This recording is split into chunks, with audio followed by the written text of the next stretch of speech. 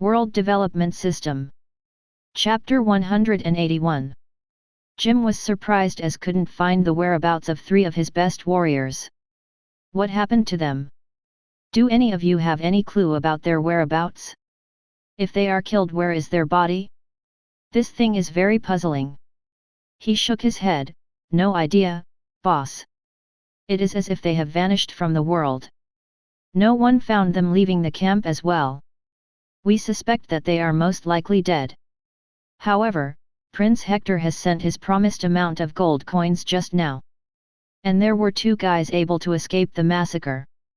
Jim nodded and smiled as he heard about gold coins. Okay, no need to worry about them. Let me see the gold they have delivered. Good, more than required. Dealing with Prince Hector is quite good as he is generous. Feels so good that we can make a fortune out of that count's misery. The same thing will happen to his town. This way I can avenge my brother.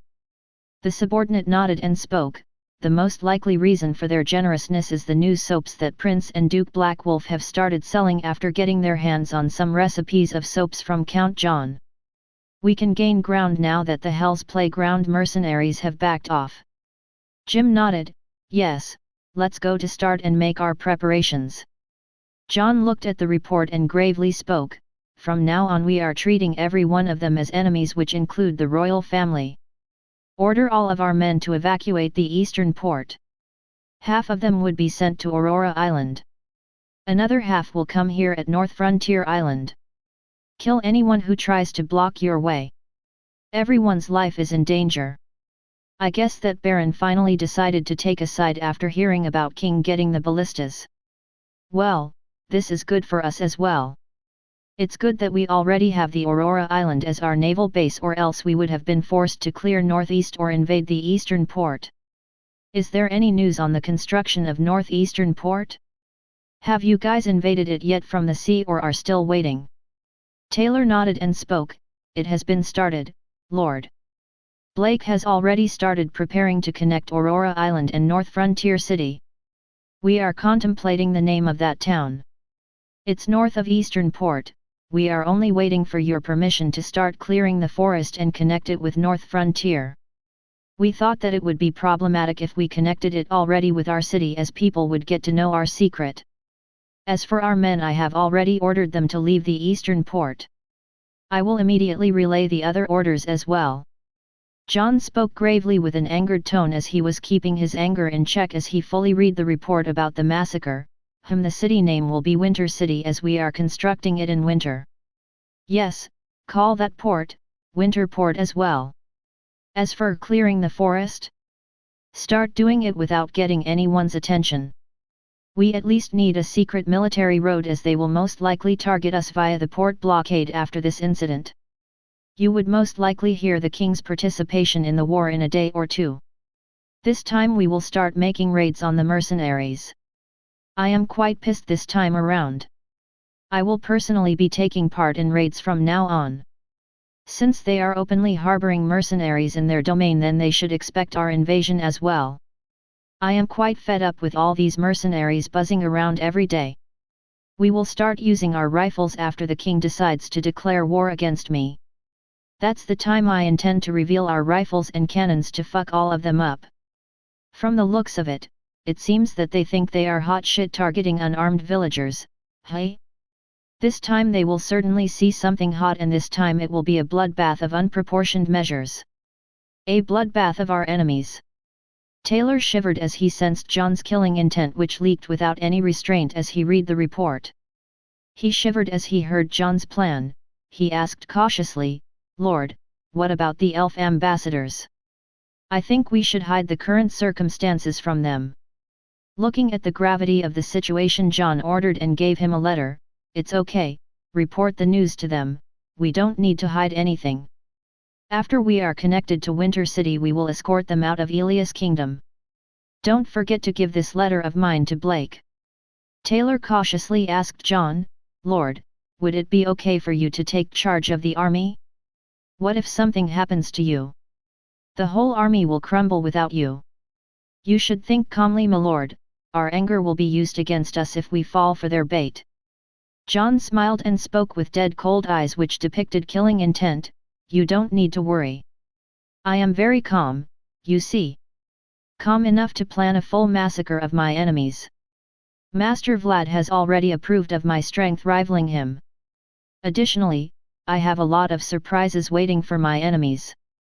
As a lord, I can't be standing back and watch my men die when they are fighting in the front lines. I have a trump card now. I have already mastered space magic during these days when I was training alone. I never planned to reveal it, but I guess circumstances force you. Our library came in quite handy to develop my space magic.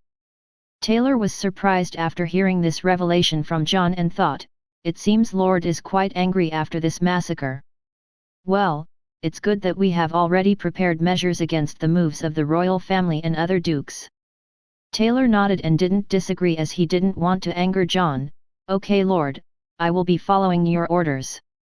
John reminded him before he left, yes, increase the production of cannons and rifles. Meanwhile, increase the order for water boosters for our ships from researcher Will's company. I want all of our 87 ships to be fitted with those boosters. And tell Tornwall to immediately start mass production of steam engines after they are produced. This time they will see the real power of industrialization, a war machine. The ships fitted with steam engines will show the real power of battleships. Taylor reminded him about the guy who saved the villager. Sir, there is one particular matter about that guy who we found unconscious at the border. John nodded as he almost forgot about the guy. Yes, I read about him. Bring him in North Frontier City for treatment. I will personally look at this case later on. Try to treat him with available doctors right now. It is very rare to find such men who are willing to fight for their morals. Also, give this letter to the scout who delivered the letter. Don't forget to tip as he informed us such critical information in such a short time. Hearing about this thing was the last that he wanted to hear right now. Luke sighed as he read the report and wrote a letter. Hand this letter over to His Majesty, King Lionheart. I hope I can survive this ordeal. I wonder who did this mischief? King? Fjord? Or the Radiant Church? Or Count John himself? Luke muttered, Nat, it can't be that Count since it was his men who reacted and headed out angrily. This will be big if there are drastic actions taken by that Count. Luke never thought about Prince Hector, who was lying low for such a long time, was the culprit behind this incident. Should I already leave this place? Nat, or that king will call me a traitor. Luke sighed and headed off for his office at the square. Chapter 182. Antonio's knighthead asked his permission from Antonio. Lord, can we start? Antonio smiled as he already got the signal from Prince Hector to start Port's blockade. Yes, you guys can now start arresting those barbarians of North Frontier Town. If they block, kill them for resisting arrest and trial. This way we can take their ships legitimately as well. Looking at the way how he was so easily conned by the king, I don't think it would be difficult to get our hands on those ballistas. We will become the kings of seas if we can get our hands on them. Antonio drank his wine and toasted with the knighthead and dreamed of his ambitions. That guy will always remain a fool. Previously he lost his recipes to us and a part of the food business for a mere small town, and now he lost his ballistas to his very enemies again. Next time we will be invading his very land. This is what happens to those who offend me. I still haven't forgotten that previous humiliation where he made a mockery of me in front of the whole market. The head smiled and thanked his lord. Thank you, my lord, for granting our wishes. Antonio shook his head and spoke, No, this problem of that count was long overdue, and it was killing me every time I watched his men at our port, while consoling myself with a bitter heart that he is stronger than us and we can't do anything against him. Antonio told his butler, James, you can go with him later on and explain our actions. I am sure you two were waiting for this moment for a long time, right? James smiled as he too remembered the previous humiliation he faced. Yes, my lord. He thought, how can I forget that humiliation so easily? A mere small merchant had dared to humiliate me. I guess we will lose income from the port's taxes by blockade, however compared to power gained this money is nothing. At the eastern port, sailors and other soldiers of John were already evacuating with the orderly manner and fast speed. They had already received the orders from Taylor to evacuate immediately and were currently directed by Eric. Antonio's soldiers were currently headed for the port in an arrogant manner with James after receiving permission from Antonio to arrest all the sailors belonging to Count John. One of the men spoke, "This time they will pay for all the arrogance they have shown this past year. All of this humiliation will be washed away today with their public humiliation." As soon as they arrived at the port, the captain of guards spoke in a smug manner to all the sailors at the port belonging to Count John. "All of you bastards, listen carefully, drop your arms and surrender yourself peacefully or you will see a massacre which you wouldn't want." James was looking at all this ruckus from the sides as he didn't want to interfere. The sailors immediately ignored the captain. Eric groaned as he was watching a woman with his telescope, "Who is ruining my entertainment time?" Eric was amused as he heard the captain and spoke, "Why don't you try it yourself? You think we won't kill you just because this is the land of your lord? We are already treating you as our enemies. However, remember this, we are the same guys who decimated naval fleets of Fjord." A lot of knights perspired as they remembered about the previous destruction of Fjord's fleet. The captain laughed and rebuked Eric, who was only a captain of a trade fleet owned by Joseph. "Who are you scaring?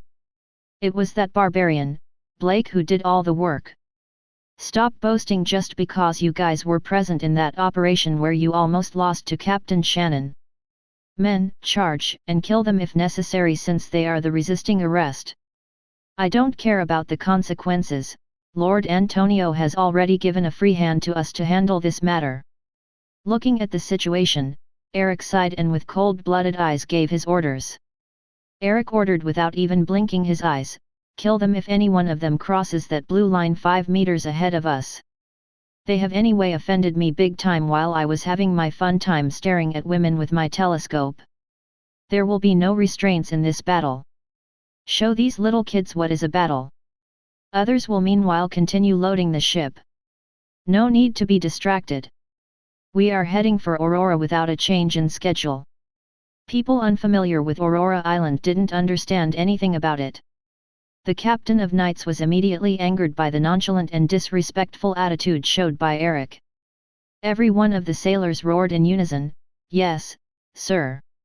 All the people including commoners at the port were shocked watching the discipline of these men who were usually uncouth and only came here to drink and have fun. Eric sighed as he viewed the eastern port one last time, "Here goes my viewing gallery. I will miss those ladies. These guys will pay for ruining my fun time. I guess I will have to find a new dwelling at Aurora Island." Soon all the knights headed by the captain charged to arrest Eric and his men, this time without even blinking once and emboldened by the captain without any fear. One of the knights spoke as all the 150 knights headed to arrest them. "Humph, these buffoons think they can overwhelm us in our own territories? We will make sure that they pay the price for their arrogance. This is not the sea where they can run amok and do whatever they like." As soon he crossed the blue line, Sean without blinking came and slashed the guy with his saber without any remorse. Everyone was shocked as this indicated that John's men were prepared for a brutal battle when one of the knights died. The captain stopped where he was moving immediately and roared hysterically, You dare kill our men in such broad daylight?" Eric nonchalantly spoke as he was chewing a foxtail grass in his mouth with a little of killing intent, "You were already warned, so don't blame me. As I said earlier, if any one of you crosses that blue line, then you will die. So don't blame me. You see, all of your men can die as well if you wish for hell or heaven so early. I don't really care. However, next time you guys step forward, it would be those ballistas attacking you that are pointing at you guys. So expect a gruesome and unhonorable death. What do you say, Captain San? Do you want to try yourself personally?" The captain was red from ear to ear as he heard the mockery of Eric. He thought as he was in a dilemma, "It seems they will kill everyone if I try to force my way. However, I can't take this lying down. I will make sure this becomes an incident for these arrogant men. The captain roared as he had a cruel smile, charge forward, let's see how they can escape today after killing one of our men. Does this ragtag bunch think that they can fight? Charge for glory, men. Some of the men charged while some smart men didn't charge. Anik stopped picking his mouth with his foxtail grass and decided to join the battle. He gave orders with a serious face to his men, I guess there is no helping it. It seems some fools still want to die for such an inept leader. Very well, grant their wish, men. No need to hold back. Fire ballistas at will on whoever that crosses the blue line. Kill without any mercy, these scums and idiots don't deserve it anyway. Ballistas fired indiscriminately as they spared no one that crossed the line. Those who survived the barrage were killed by the sailors at the other end. In the end, with a high killing intent, Anik slashed the captain with his sword as it cut the right hand of the captain who barely saved his life. The captain screamed as he barely saved his life, "Hey! You said you won't kill anyone who didn't cross the line.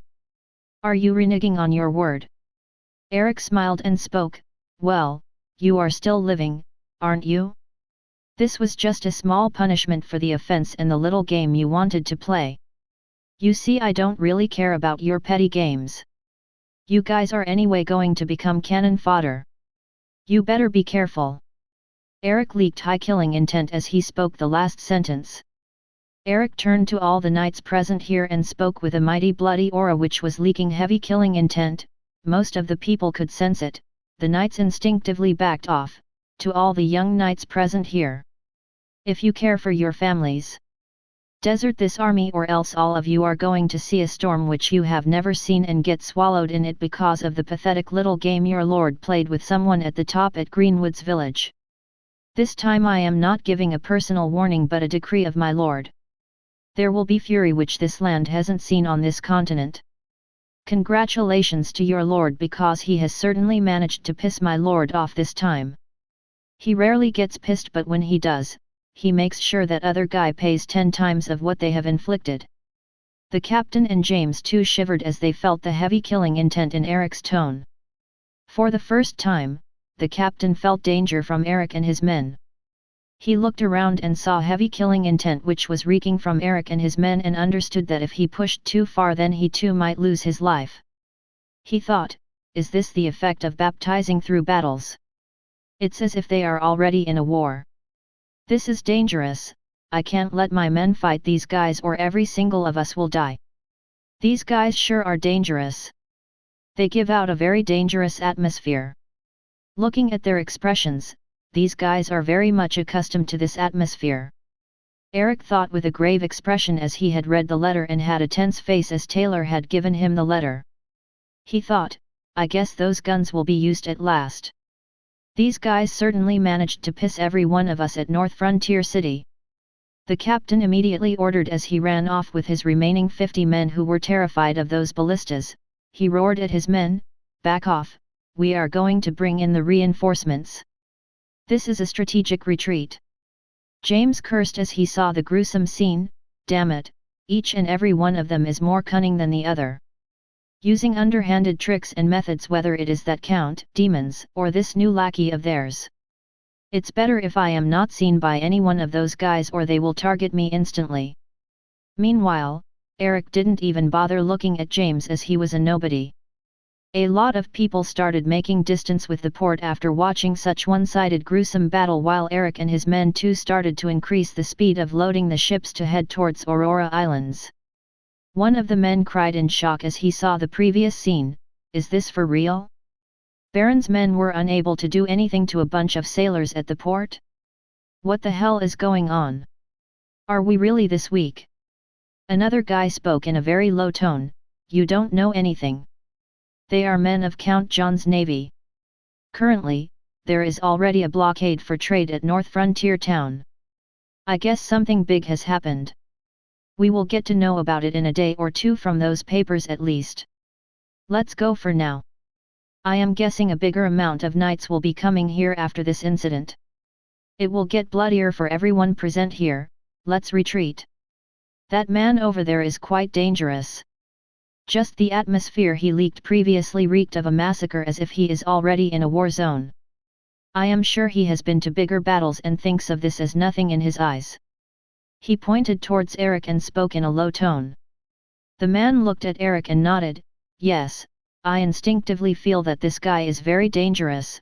Let's head out. Chapter 183. In Dolores. Antonio threw his wine glass as he heard about the previous incident from his knight commander. What, they killed 100 of our men blatantly in the eastern port? Were you able to catch them? The commander spoke with lowered head. No, my lord. By the time we arrived, they already left the port. However, this is a big stain on our honor. Our men are not at fault though, they were killed by the ballistas when they charged to arrest them at the port. My captain lost an arm as well. The commander thought, do you expect me and my men fight against those ballistas? Am I stupid or what? We simply waited for them to go, or else there would be more casualties without any results, while at the same time the morale of our knights would have been low.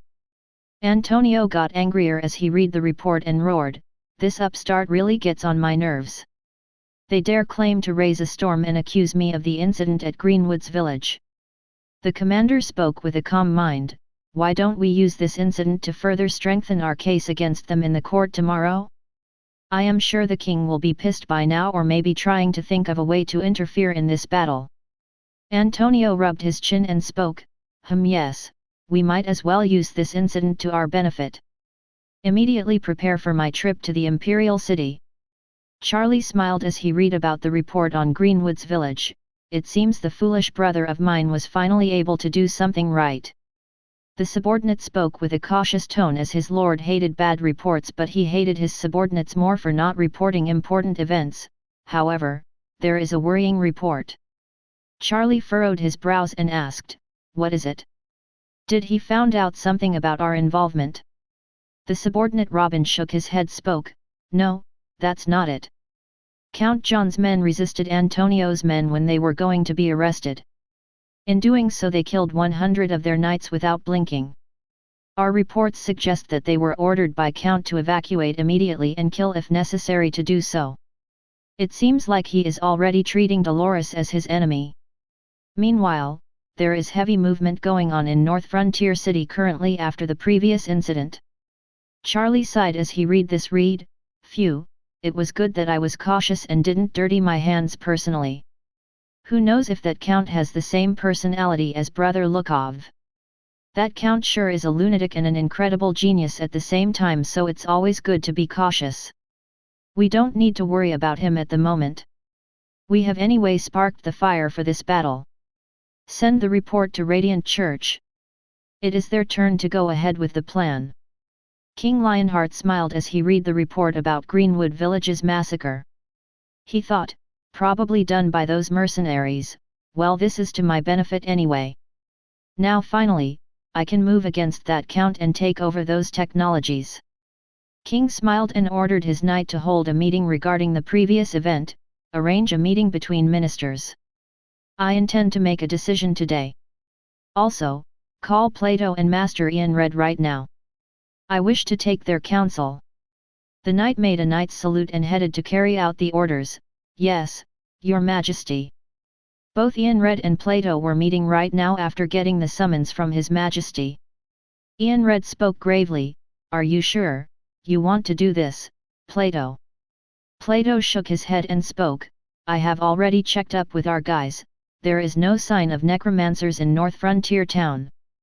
As for the dead bodies you have seen, they are most probably the other guys who participated in this war. Currently, we already have the ballistas, which are made from magic metal.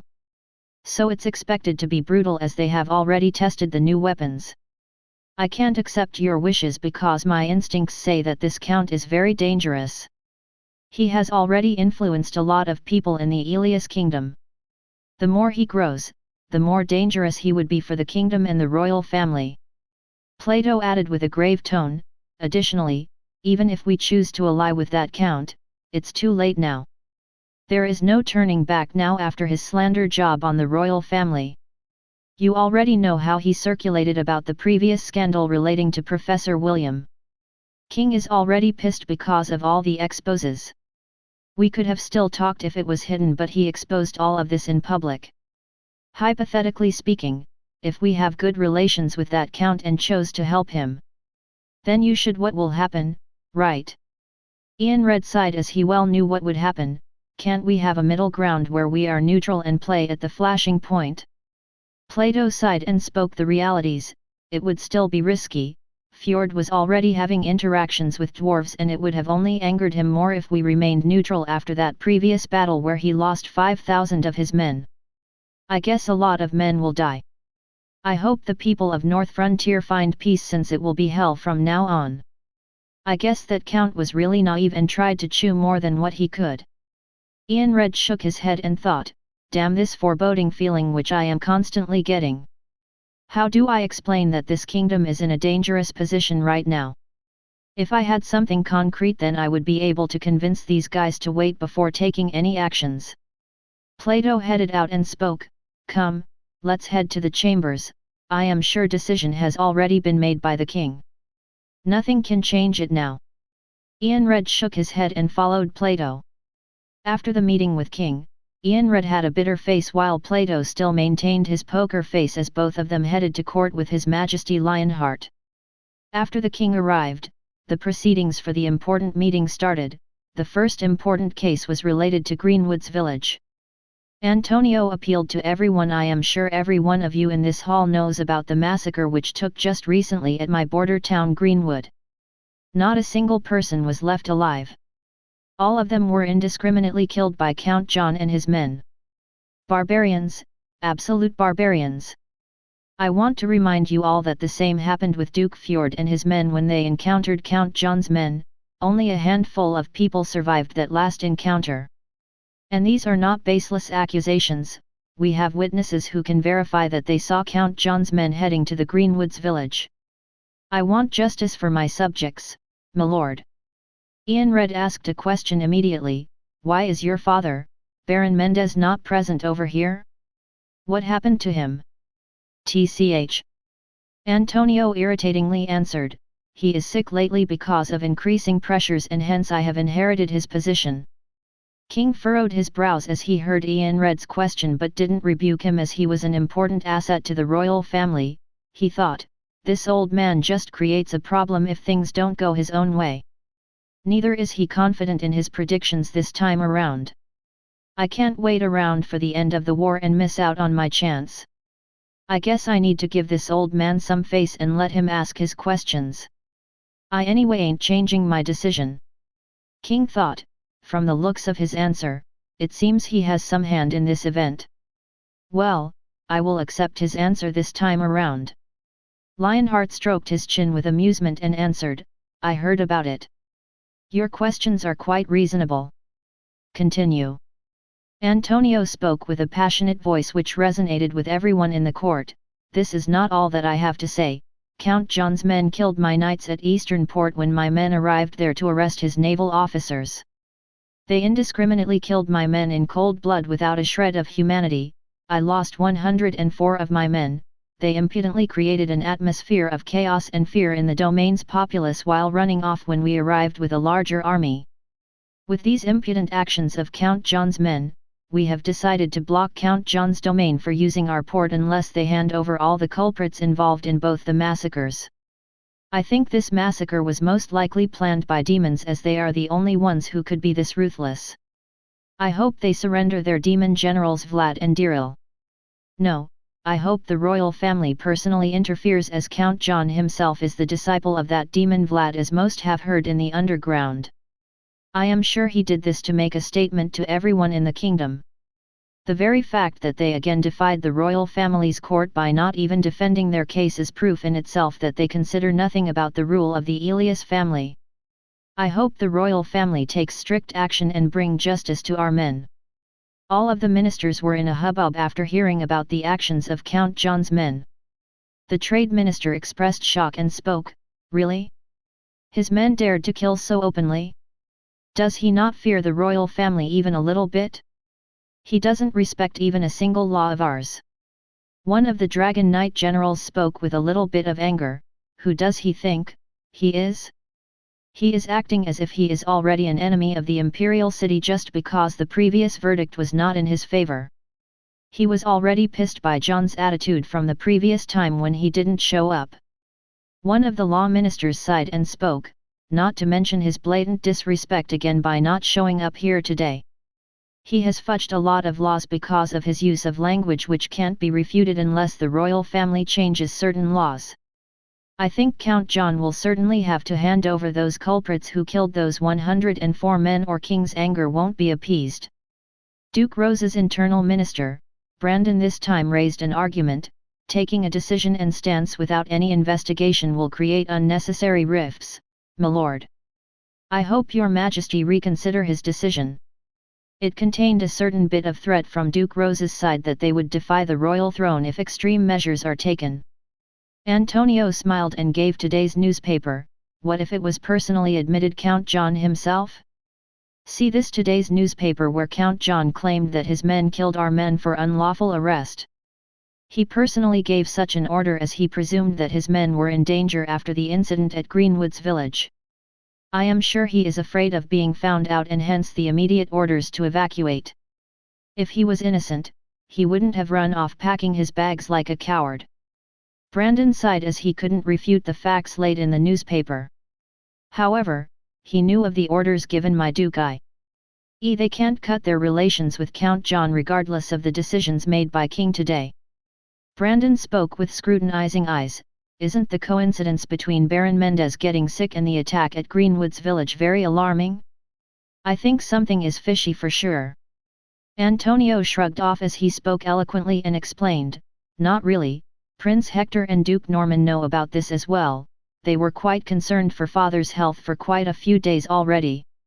I guess that Count got to know about this from his demon friends and hence decided to attack us at a vulnerable time with that show of strength. Prince Hector smiled and spoke, yes, father. I agree with Antonio. I am sure those demons helped him spying on us and hence the attack when Dolores was at vulnerable times. He also deliberately mentioned demons as he knew that his father hated demons that would only rub him off. Brandon sighed and didn't bother refuting them this time as he knew that what would be the outcome. Chapter 184. At the same time in one of the chambers of Dolores, Baron Mendez handed over a letter to one of his trusted guards and spoke, please hand this letter of Count John. This is a conspiracy by Antonio and Prince Hector. Please ask for his reply immediately. The guard nodded without saying anything and headed to give his letter to a trusted spy of Baron Mendez. Baron Mendez sighed and murmured, I hope Count John isn't pissed off with my earlier actions. That unfilial son of mine dares to conspire against me. I really shouldn't have trusted Duke and Prince Hector. They will discard anyone by any means if they aren't of use to achieve their goals. After the arrival of Count John, life here in the north certainly got better. Those guys will understand the consequences of offending Count John when they receive fewer taxes from both the commoners and the merchants. Sigh, they don't understand the gravity of the situation as a lot of our income is dependent on North Frontier domain. Nor do they understand the consequences if our land becomes their war zone.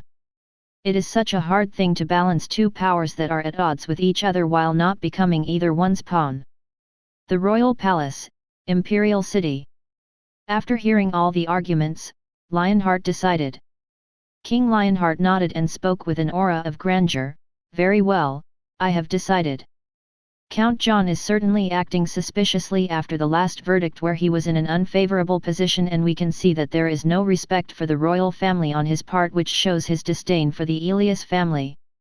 I am guessing he wanted to show his power to everyone at Greenwood's village because of his current circumstances but he got carried away a bit too much. My opinion is that a lord drunk in power is more dangerous to the populace than a corrupt lord.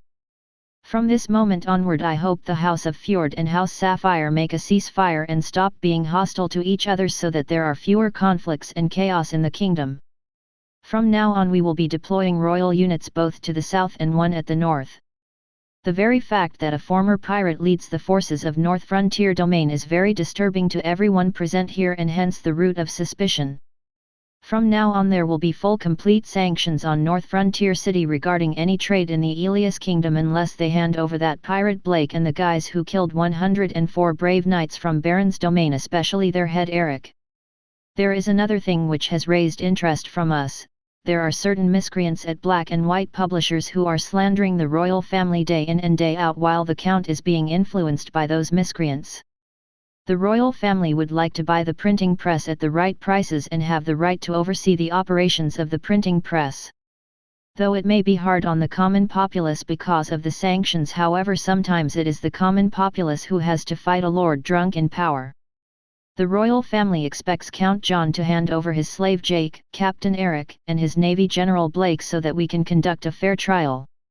We also hope that Count apologizes to the royal family for his past offenses. We are also open negotiations if Count John wishes it to, however it is up to him.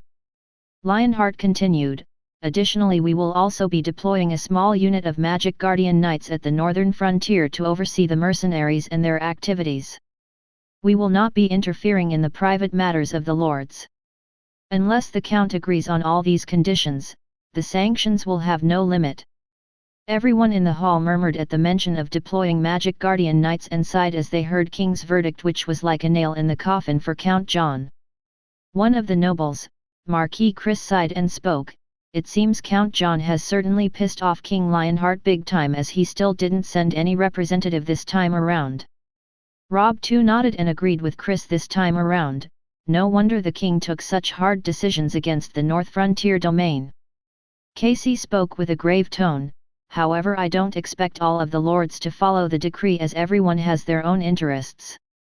Some will readily sell their food at premium prices to Count John whether anyone likes it or not. Baron Mendez's health condition has certainly surprised me a lot, as he was quite healthy the last time I met him. I too smell something fishy. It's better to be cautious of Prince Hector. However, I am sure of one thing, that Count won't hand over his men if they are in right. I expect a big war coming this time. I would rather prepare myself this time around, as my domain is near that Count's domain. Chris shook his head and showed him a map. Well, it is fishy for sure.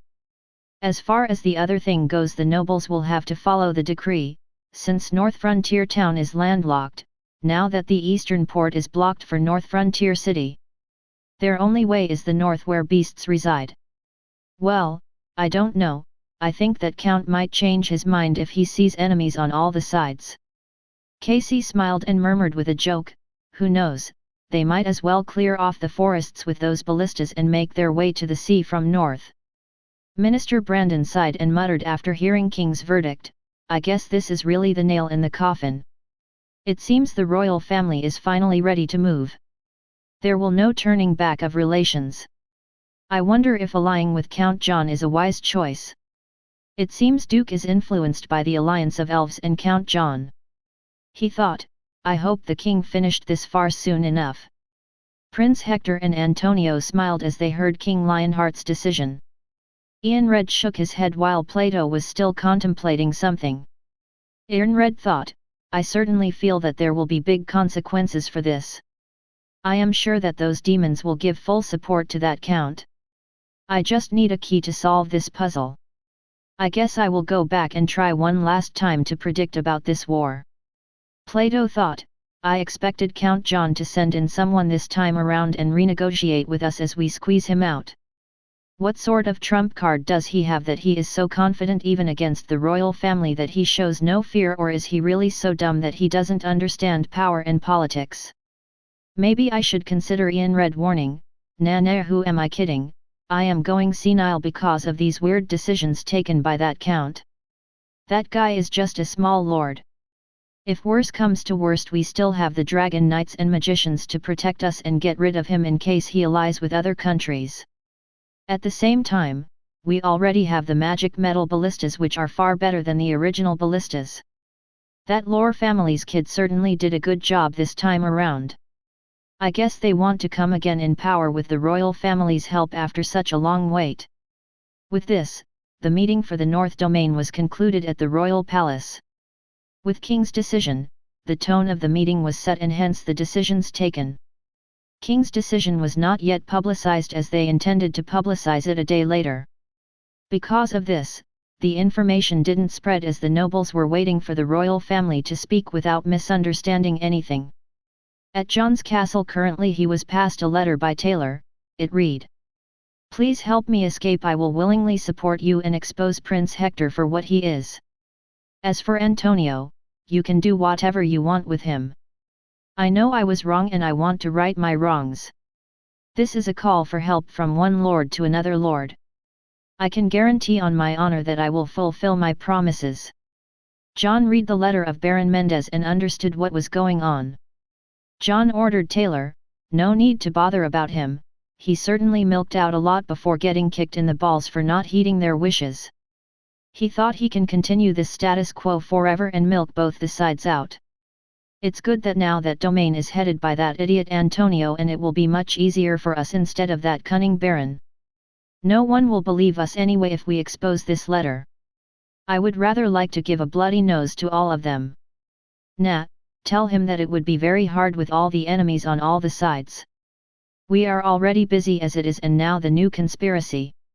Tell him if he is willing to do our bidding later on and defy King's order then we can help him later on after the war starts because this letter can't stop this war.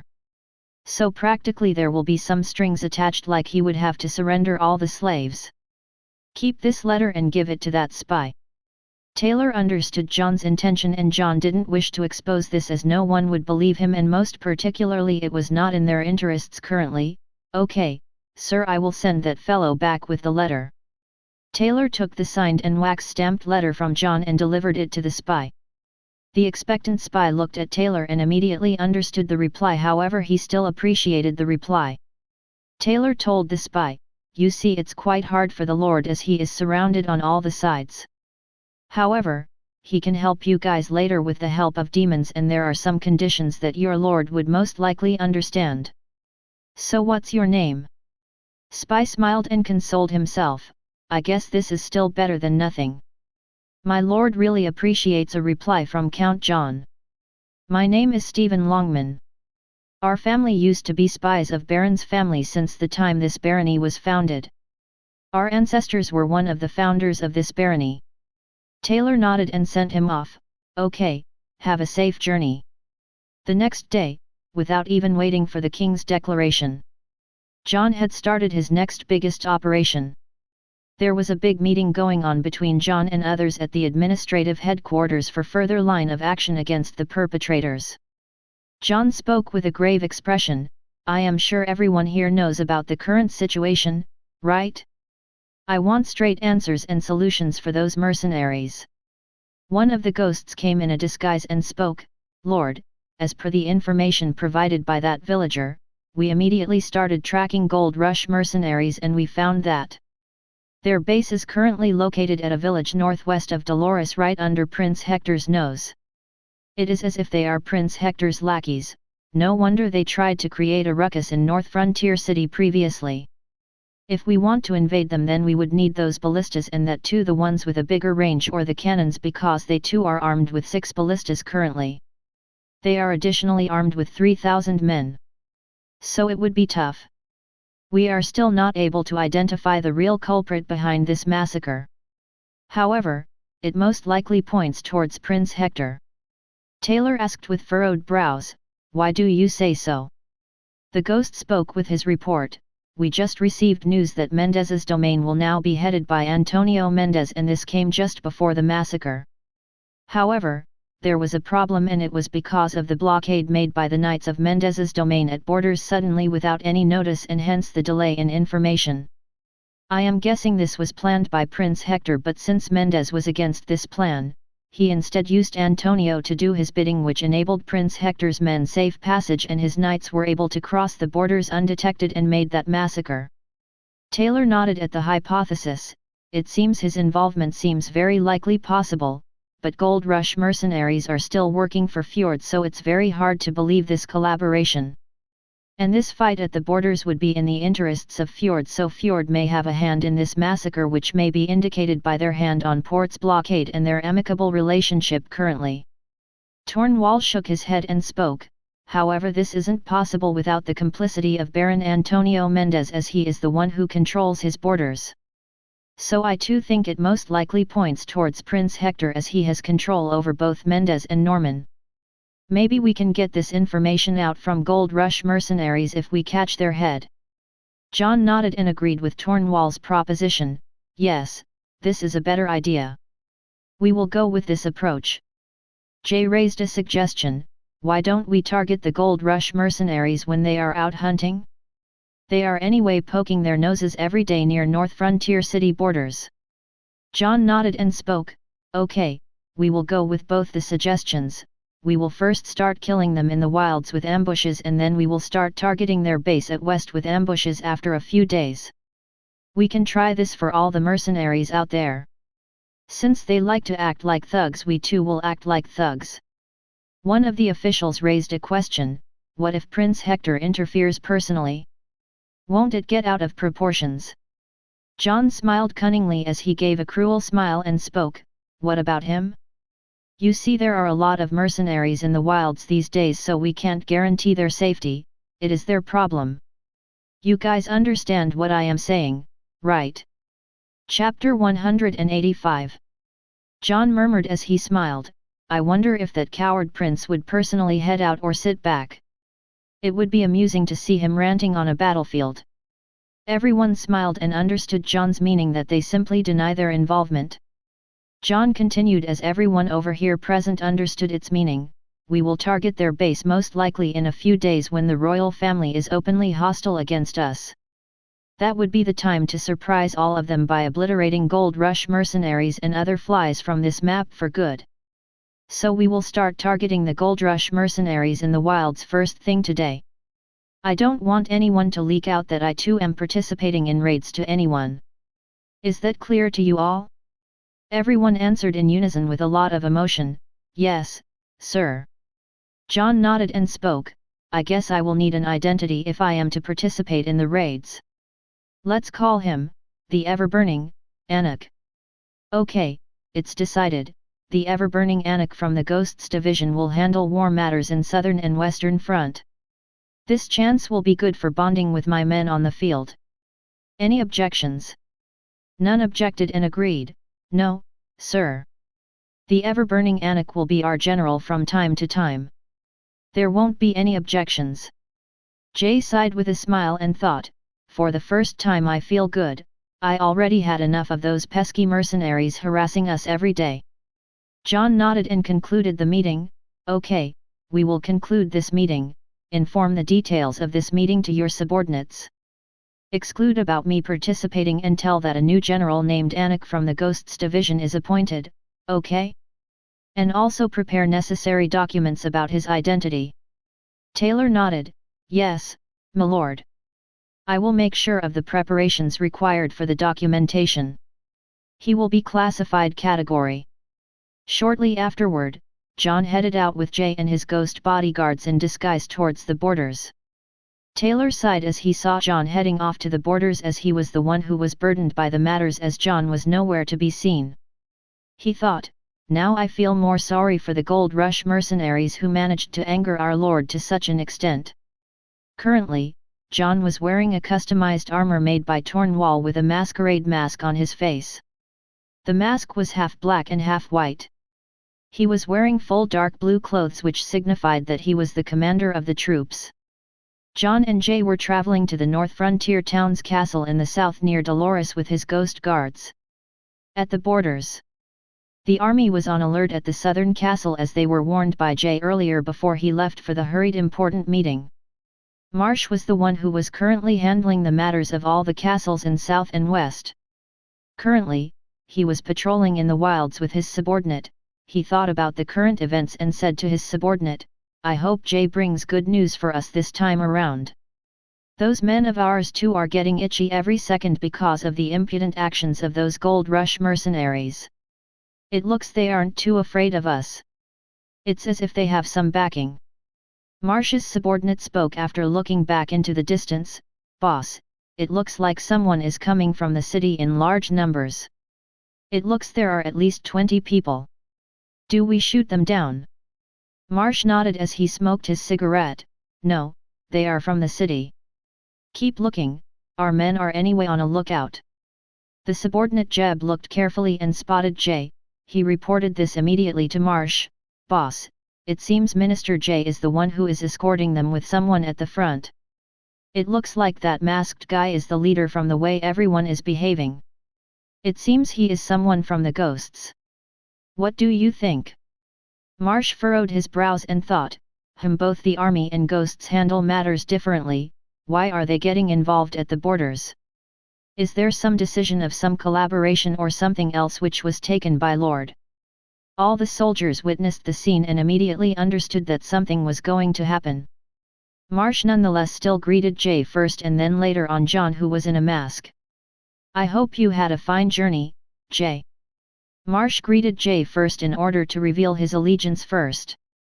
John and other ghosts smiled at this scene, but none of them spoke anything as they were only ordered to keep John safe. Jay furrowed his brows and understood the thinking of Marsh. It's okay, greet our new commander, he is personally vetted by Lord John. His name is Anik, the Ever-Burning. Previously he headed the ghosts, which was unknown to most of the people.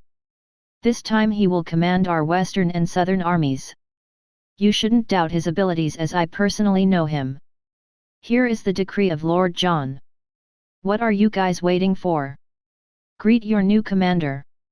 From now on a big war is coming, and Lord specially sent his most trusted men on the borders. I hope every one of us is united because we have enemies on all sides. One of the soldiers murmured as he heard Jay, who is this new guy? Never heard of him. Marsh understood that Jay was backing this new guy fully and immediately greeted his new commander. Yes, sir. Greetings to our commander, Anik, the Ever-Burning. We hope to have a good time together while you are in the army. I will be working directly under you. Marsh raised a question as he found that John was wearing a mask, which was quite odd. Sir, why don't you show us your face? Jay slapped his forehead as he heard Marsh. He spoke, he is from the ghosts, so you guys must understand his importance on keeping his identity unexposed. These other 20 guys are his personal subordinates. Jay then introduced the head of the guards to everyone, who revealed his face. The guy heading them is an elf called Arlen Ven. He too works directly under our Lord. He was just recently recruited by our Lord because of his brilliant archery, swordsmanship, and stealth skills. This time they will help us in scouting our enemies and plan our attacks. Though we have telescopes, their experience will come in handy. Is everyone clear? Marsh understood why the Lord wanted them to join their team. He along with others nodded and spoke, yes, sir. Marsh thought, but still, was there a need for a new general? I hope he isn't weak, or you shouldn't expect me to respect him unless he proves his worth by his actions. Everyone had their doubts at the entry of new commander, but they were still assured because of the amount of trust Jay gave.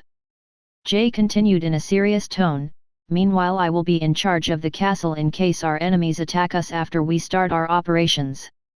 So you understand the need for 2 generals, right? Jay ended with a tone where he wouldn't take no for an answer. Everyone agreed immediately after looking at Jay's face and spoke, yes, sir. Marsh found something odd in Jay's behavior and thought, Jay is quite an odd guy. Usually he wouldn't even give face to officials who would want to add their relatives in the army, but this time he is quite timid. I guess this guy is certainly a big shot looking at the way Jay is treating him. Well, what is he capable of? John took over after Jay finished his explanation. Okay, we will start with our operation right away. I think every one of you that is present over here wants to exact revenge for the mates who lived in Greenwood's village. I guess many of you also had friends there. So here is your chance. John continued, according to my information, Gold Rush mercenaries usually hunt near the southwest from our city. They are 3,000 men strong at their base, which is located northwest of Dolores. From today onwards we will be starting a massacre of mercenaries. Lord has given all the right on using the ballistas and other means to me. Marsh asked, General Anik, as you are chosen by Lord himself, I am sure you are quite strong, and hence I want to know your proficiency in various arts and the arts you are best at. John didn't think anything of it and thought, well, my skills are balanced. I guess I am not particularly better at anything compared to my other skills. John replied immediately, I don't think I have proficiency in any particular thing. I guess I have the best reactions and judgment in a fight. Can it still be called a proficiency? If I am weak at something, I guess it must be my magic, since I am only a beginner magician. Marsh nodded and spoke, so you are a magic knight? Well, how about a duel with our best magic knight? Thought Jay knew about John combat prowess. He still worried as he heard Marsh and his ways to test his new commander. John nonchalantly answered, I don't mind. Marsh came near the knight and told him in a low tone, make sure to remove that arrogant guy's mask even if you lose. I wonder if he is keeping that mask just for a show and to look cool. All those guys at Ghosts always try to look cool. Who knows if he loses that mask if we are in a battle. While don't underestimate him, even though you are our best guy as a magic knight. The magic knight nodded, yes, sir. I will try my best. John smiled as he heard Marsh. Chapter 186. The Magic Knight, Amber charged forth towards John as Marsh gave the signal. John didn't move an inch as he observed Amber calmly and watched every bit of his movement. With a long sword in his hand, Amber targeted John's heart first in a bid to make John move. John followed his movements with his eyes, which seemed ultra slow to him. Without moving his feet, John dodged his sword attack at the very end. Amber was shocked as he thought that this charge of his was quite fast. He didn't stop at his first attack and decided to improve the speed of his attacks. John dodged every one of his attacks without moving his feet. John dodged a total of 7 attacks continuously without moving his feet. Amber was clearly shocked by the disparity in his battle prowess against John. Marsh only realized this later and murmured, sure enough. His reactions are top-notch. Maybe the best in the kingdom, comparable with Jake and others. No wonder he was so confident about his reaction speed. Do all of these ghosts have the same reaction speed? No wonder Lord John wanted this guy to head the army. Everyone in the field was shocked after watching this development except for Arlen and other ghosts who trained directly under Jack, Vlad, and John. Arlen's subordinate was quite amused and commented, sure enough, it was quite easy for Lord John to tame them. Well, everyone would be surprised by his monstrous reactions or counter-attacking ability. Lord really underestimates his magic. I don't think anyone is as proficient as Lord John when it comes to magic. Why is that, boss? Arlen nodded and spoke with a smile, true, even I, who is very confident about his reaction speeds, is truly a nobody in front of those monstrous eyes which keeps track of every movement in a battle. Most of the guys here won't even understand why they lost. It seems this kid surely realized it. Anyway, this battle has finished. As for the other matter relating to magic, I think this is because of Lord's beginner level magic, and that is the reason he feels that he hasn't reached the full potential of his magic. John only attacked him once and his sword broke Amber's sword into pieces without even giving a chance to defy, as he pointed his sword at Amber's neck, which signaled his defeat. Amber didn't even get to use his fire magic to defend himself and try once more. However, Amber understood that he only himself to blame as he didn't use it earlier, and in a battle, you can't regret later when you lose your life. He raised his hand, which signaled his defeat. John smiled and spoke, you have good eyes, you can still improve. I guess everyone here is satisfied now? Start making preparations. We will leave to west in an hour. Meanwhile, my men scout ahead and report me. Is everyone clear? Amber was still sweating, as for the first time he felt that he was under someone else's string when he fought Anik. He clearly remembered Anik watching his attacks carefully until the end and dodging it at the correct moment. Amber thought after looking back at the combat, this guy is certainly a monster when it comes to reactions, who waits till the end moment to dodge the attacks of his enemy. Most of the guys won't even understand its significance unless they experience it themselves. This guy is certainly invincible in melee combat, maybe at par with Master Vlad. No wonder Lord John let him become the general of our army. I guess we will certainly benefit fighting under him. Amber was still sweating as Marsh came to Amber. Marsh sighed and consoled Amber, "It's okay, Amber. You did a good job." The very fact that he didn't even move a single step in front of such a charge is tantamount on his prowess and skills. He certainly didn't let you use your magic. Well, he is someone who uses his advantages to the best.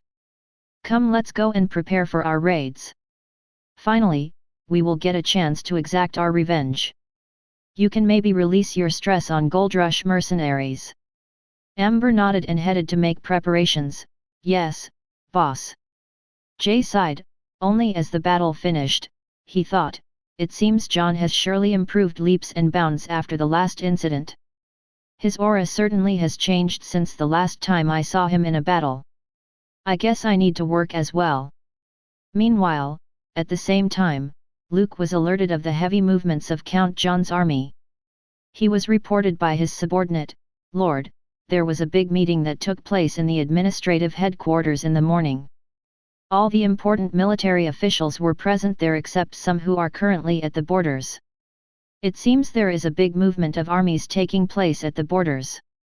A lot of the reserves from their Rose Military Academy are being deployed at the borders. Do we announce the news from capital early so that we can restrain Lord John?" Luke sighed and shook his head as he heard about the army movements. "Do you really think it would work? I think he would be more pissed if he hears about that decision and may take radical actions. I am thinking they are most likely mobilizing to take care of the mercenaries. However, King Lionheart and courtiers won't be too happy if they hear about it. I guess the Dragon Knights would want to take part as well. However, for now, royal units will be ones taking part." The subordinate spoke with a sigh. "I think it is very likely that the king has already announced his previous decision today in front of the whole kingdom." Luke asked with furrowed brows, "Are hearing about the announcement, which commander is being sent this time around by King Lionheart and the ministers?" The subordinate checked a communication and reported, "It is Commander Irwin, the Desert Fox of the Western Front. He was previously one of the 3 commanders at the Western Front against the Beast Barbarians. He usually dueled against the half-tiger tribes. That's his profile." Luke slapped his forehead as he heard that. "It's him. God, why is it him? He will only further ruin the situation. You know how his men act if not given proper respect, right?" The subordinate nodded in agreement and spoke, "I guess King deliberately sent him there to further worsen the situation. I am sure everyone in the court certainly knows about his personality, including the king." Luke murmured and thought of the scenarios. "I guess they don't intend to negotiate with Count John on equal terms and want to escalate things. This time the blockade at the port will be used in full force against the Count. This would effectively make Count John's alliance with elves useless unless the elves send their nature magicians." The subordinate Ellison spoke, "I heard that this boldness is coming because of the invention of magic ballistas made from magic metals by the Lore family." Luke remembered as his subordinate reminded, Yes. I forgot about them. So it seems that during this power struggle, the royal family would likely come out victorious unless there is some big change. No wonder, all the ministers and the royal family are taking the battle in their hands. Okay, you can go back, Ellison. Report to me of future important developments immediately and keep a keen watch on Count John's armies." Chapter 187. John asked Arlen after he came back with his men scouting the nearby area, "So what is the current situation? Did you find anything?" Arlen nodded and gave the report, "Lord, there is a small company of Gold Rush mercenaries 8 kilometers away on the western side.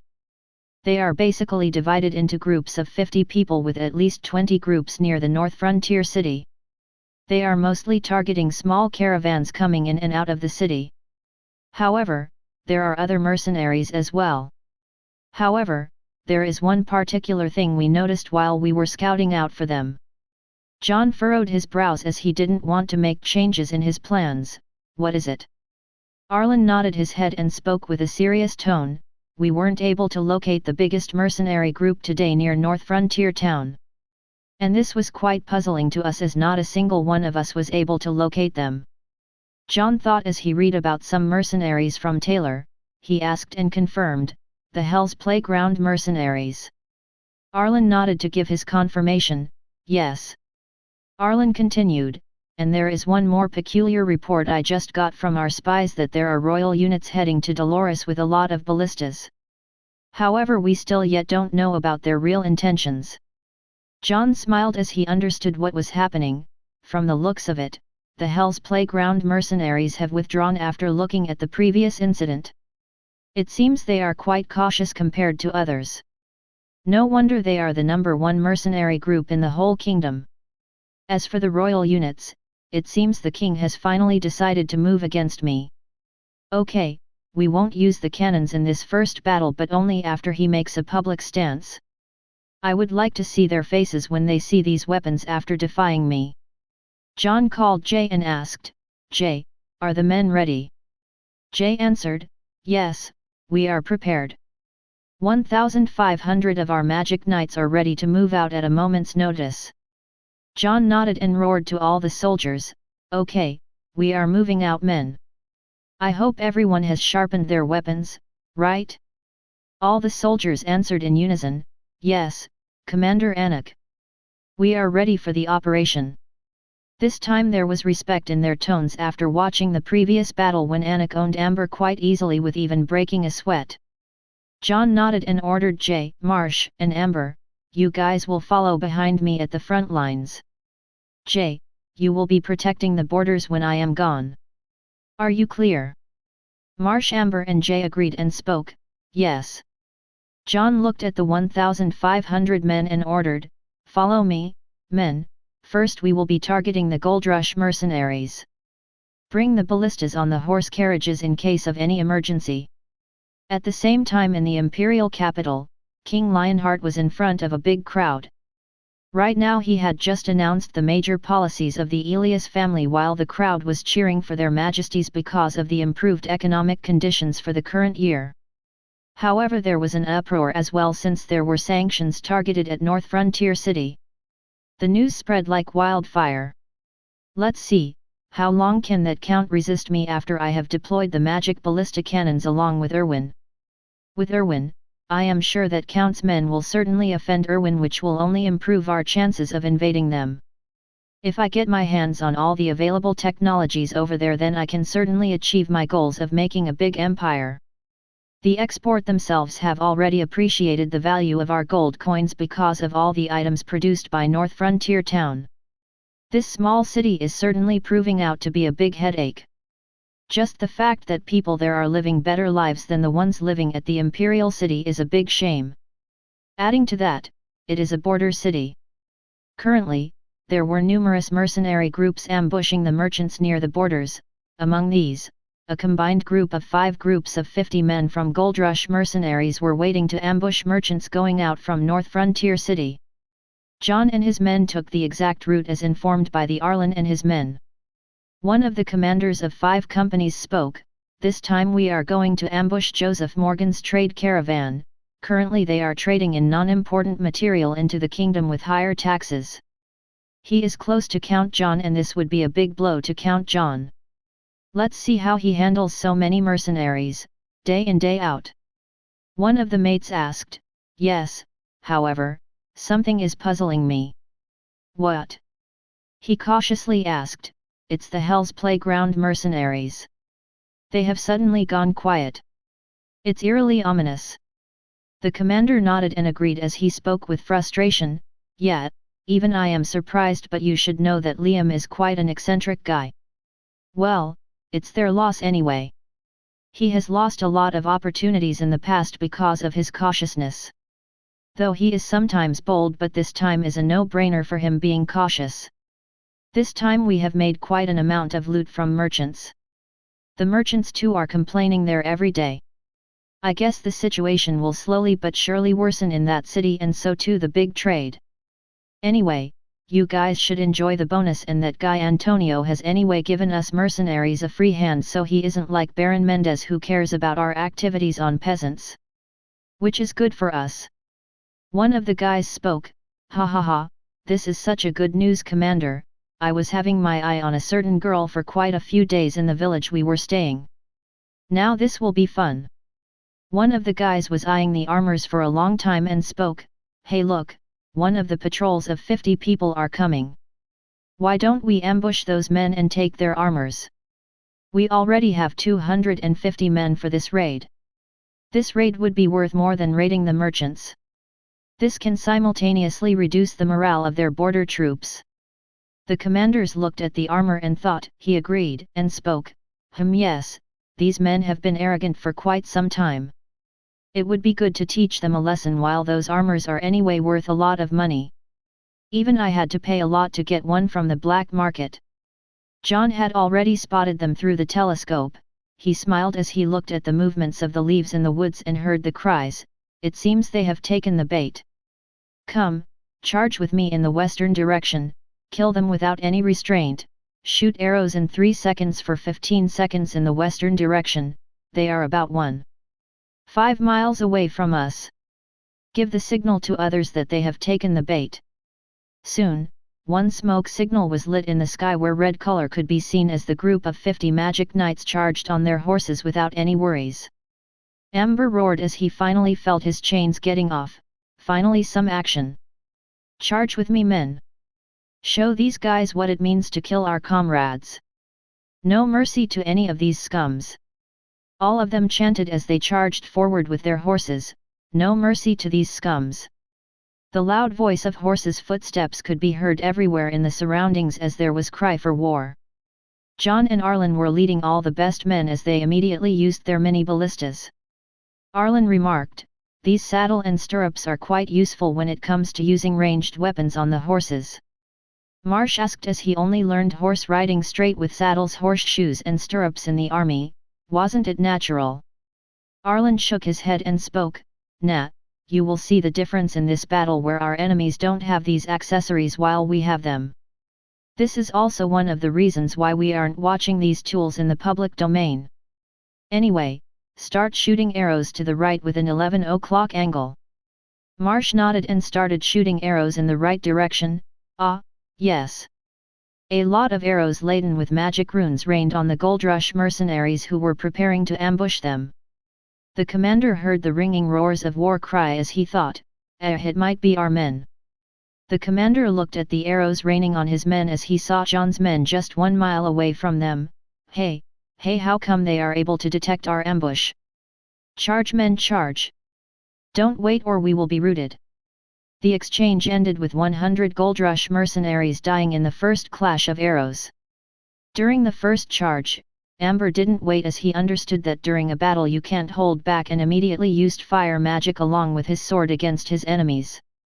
A lot of people followed the same example. As both sides clashed with each other, Anik's men emerged superior with their first charge. Gold Rush mercenaries weren't even able to penetrate armors of John's men in their first charge. The guy who was eyeing for one of the people at the village screamed in as he was stabbed in his chest by Marsh, "How the fuck is their armor so sturdy? I can only scratch their armor with my fire sword. Damn, how do you expect me to resist?" Amber killed one of the commanders of 5 companies with a flame slash. Their army was in chaos as they lost 2 commanders in the first charge. One of the commanders looked angrily at Amber who killed his mate. "This boy can't live. Such a young man and already such a talent to kill men." In the first encounter, the Gold Rush mercenaries lost 80 men, at the same time a major chunk of them also got injured. While the head of the mercenaries lost his sword which was purposely broken by John. John smiled as he picked up a sword part nonchalantly and showed it to the mercenaries on the other side as he threw it aside. All the guys on both sides immediately understood the meaning of John's action. He astonishingly looked at John who was wearing a masquerade mask. The commander immediately looked at John who was playing in a battlefield. "This guy is dangerous." He asked the masked man, "Who are you?" John smiled as he pointed his sword to the enemy army, "Just a soldier of Count John. As for my name? You can call me Ever-Burning, Anik. Charge! No need to leave any one of them alive. This will be the punishment for all the mercenaries bugging at our borders and wiping out Greenwood's village. Not a single one of them should be left alive." The commander had a shocked face as he looked at John. John didn't beat around the bush and charged immediately. Without waiting, everyone from John's army charged behind John. John kept his eyes on the commander like a predator and charged with his horse. This time, the commander of the mercenaries lost one of his ears and spoke. The commander looked at John with extreme horror and anger as he saw that John was simply toying with them and hoarsely spoke, "You guys will pay for targeting Gold Rush mercenaries. Do you think you guys are safe? You don't know what is coming for your lord. Ha ha ha, you guys will just die a dog's death like those guys at Greenwood's village." John smiled and spoke as he understood the commander's threat. "Are you talking about the royal army? We already know about them. No one in our army gives a shit about them. We will kill anyone who becomes our enemy. We see men, we kill men. We see devils, we kill devils. We see God, we kill God. We only believe in ourselves. You got it? Right, men?" Everyone roared and answered in unison, which shivered their enemies to their bones. "Yes, General Anik." John smiled and pointed his sword in the direction of his army. "See. Every single one of believes in Lord John." The commander was stunned after hearing such a proclamation from Anik and was about to speak. But without waiting for a second, John stabbed him in his heart and killed him. John murmured as he threw his body, "You talk too much." In the second charge, all of the men from Gold Rush mercenaries died, with some escaping the carnage. In this battle, Amber was able to kill 2 commanders of the enemies while was injured only a little bit on his right hand. There were no casualties, with some only getting injured in the previous charge. At this time the remaining men who escaped were killed by the reserve men who were in hiding. However, there were still 3 men who were able to escape the carnage. John smiled as he looked at the 250 dead men from Gold Rush mercenaries. It seems some rats were able to escape. No problems. Almost a perfect battle, just the way I like. Come, we will start targeting other companies as well. Take care of the injured men. Bring out light magician knights and heal their wounds. We are just starting and this was just an appetizer. The real operation will be done in the coming days. I don't want anyone slacking off." John healed Amber with light magic as he readied for his next battle. Amber was quite surprised as he already witnessed John using wind magic in his last battle. Amber thought, "General sure is quite a talented man. I wonder why he underestimates his magic." John remarked as he saw Amber simply looking blankly at him, "What are you looking at, kid? I am a straight guy, okay? Go and get ready with your mates." Amber came out of his thinking and spoke, "Sorry General, it was nothing like that. I just think you are good at magic as well and thought about your previous remark of being weak at magic." John sighed and waved him off. Chapter 188. There was a scramble at the borders of Dolores as mercenaries returned back with panic on their faces. A lot of mercenaries were returning back after watching the dead bodies of Gold Rush mercenaries near the borders of North Frontier City. One of the guard at the border of Dolores asked the mercenaries, "Why are all of you running away like scared rabbits? Did you guys see a ghost?"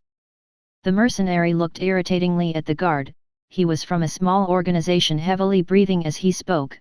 "There are some men killing all the other mercenaries north of Dolores. Some men from Gold Rush mercenaries claim that it was Count John's army who have started raiding. There is a demon named Ever-Burning Anik leading an assault against mercenaries at the borders. He kills everyone and anyone who crosses his path. At least the mercenaries are not spared. He hasn't spared anyone till now apart from some men from Gold Rush mercenaries who escaped. All the mercenaries who clashed with him were killed brutally without a hint of mercy. That Anik is not a demon, but he is surely a combination of a demon and a devil. That fucker didn't leave even a single mercenary alive.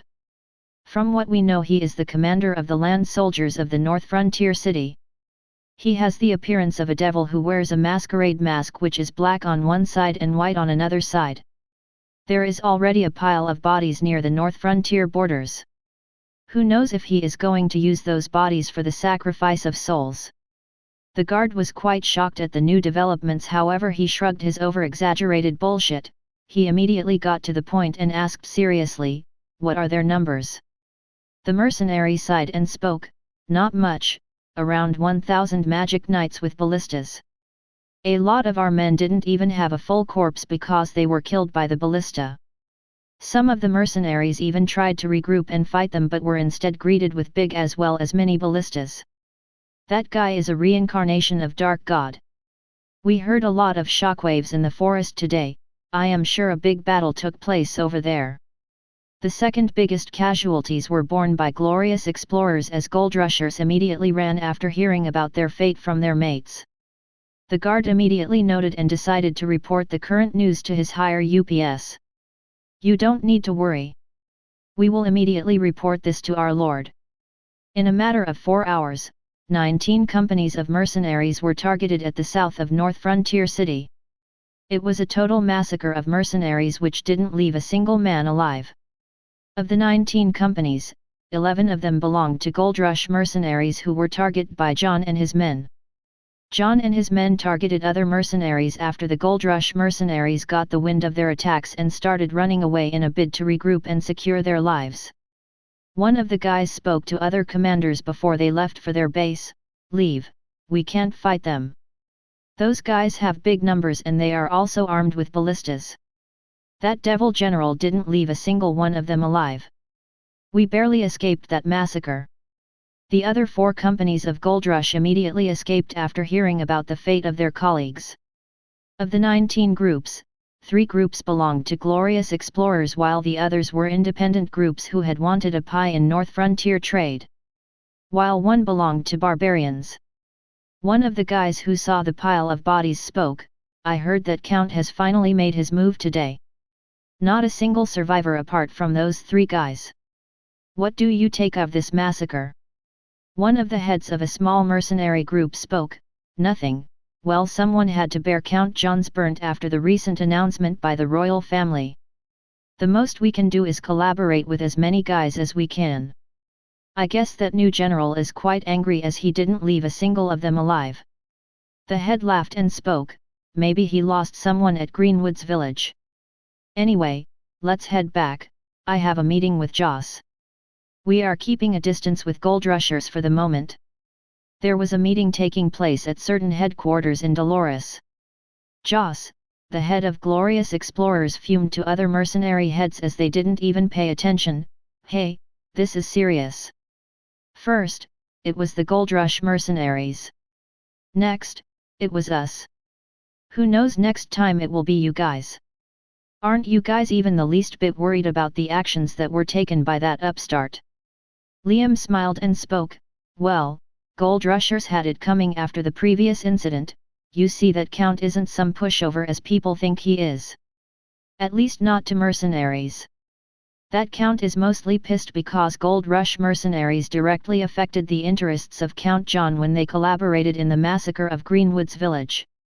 I am sure there will be more problems for him politically, as I just recently saw a big battalion of 20,000 royal soldiers heading to Dolores or Greedos. As for joining you guys, I am out. I have my own ways to deal with that Count or any other person who is in our way." Liam thought after he heard about the incident, "As I thought, that Count is not a pushover. They certainly have a capable general who is leading them currently from the way he is targeting his enemies. It was good that I escaped earlier. I am sure the next guys he would target are ones who are funded by Radiant Church." The head, Wilkins of the mercenary group Barbarians, laughed and spoke, "Humph, those gold rushers are nobody, just small brats who recently started joining our ranks. Do you think I don't know that both you and the Gold Rush mercenaries are funded by Fjord? That Fjord certainly would favor a war here which would decrease the pressure at the seas he is facing currently. You guys simply want to have smaller losses by collaborating with others. Remember this, barbarians will be the ones who will grab the most from North Frontier Town, whether it is wealth, technologies, or people." Barbarian was the second biggest mercenary group. Wilkins was a big man with a height of 7 feet and bulgy muscles. He had a big mustache and used a mace. He was in full brown armor which was made by Royal Blacksmith for him. The head, Sandro of the Baron Makers, mocked Joss and spoke smugly, "You heard him, right? As for taking precautions, baron makers and barbarians have already decided to collaborate from tomorrow onwards.